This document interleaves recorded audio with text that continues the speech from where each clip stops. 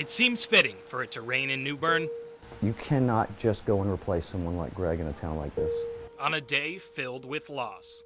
Greg Smith didn't know a stranger. That's what hundreds said as they poured out of the convention center earlier after honoring his life.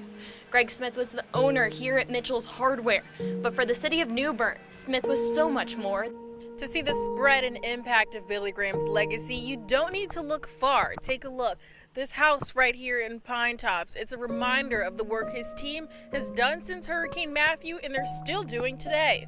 I remember vividly when I was probably in junior high, back when there were only 3 channels and you had to turn them with an actual knob, being drawn to what he was doing. Billy Graham had a passion, and it's very simple. He wanted to reach people for Christ, tell them about Jesus. Well, already preparations are underway for Billy Graham's funeral here at the Billy Graham Library in Charlotte. You can see these railings. These are going to go up, and you'll probably see a whole line of people waiting to attend his funeral. Even in the darkness, more and more buses continue to drop folks off. Folks, if you guys will get on the sidewalk, we appreciate it. Watch your step. A chance for what many say is an opportunity of a lifetime to say goodbye to a dear friend, teacher, and leader. I was a counselor at his crusade in California, and he's just very meaningful to us. Well, shuttle after shuttle is now arriving here, just buses full of people wanting to pay their respects to the late Billy Graham. And as you can imagine, security here is pretty tight. We've got several security guards and even a guard dog patrolling the area, making sure everything is safe before those crowds arrive. It's the second straight year that the ACC tournament is here in Brooklyn at the Barclays Center. It's also the second straight year that Havelock's Kai Bowman is here playing with his Boston College Eagles, but his journey to this point was not an easy one. It was probably one of the toughest decisions I had to make. Super Bowl selfies. Those 3 words from halftime performer Justin Timberlake turned Ryan McKenna into an internet sensation. McKenna, now referred to as Selfie Kid, was born in Greenville. Here, which we hope is appropriate.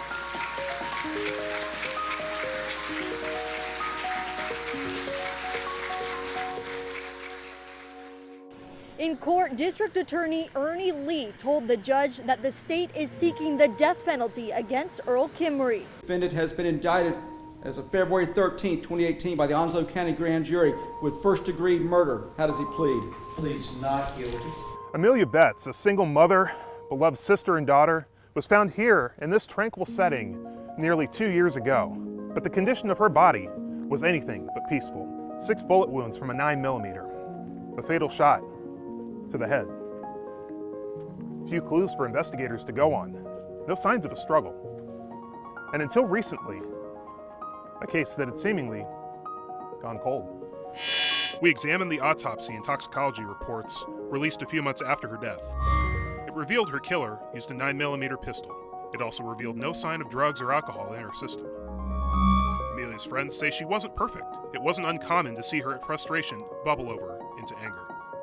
My daughters suffered sexual abuse at the hands of a full bird colonel in the United States Marine Corps. This is that Marine Colonel, Daniel Wilson, during his court-martial hearing last September at Camp Lejeune.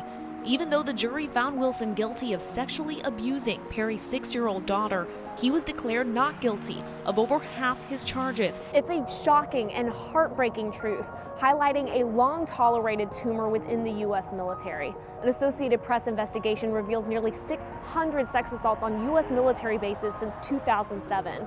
Perry says all too often early red flags are missed or simply overlooked.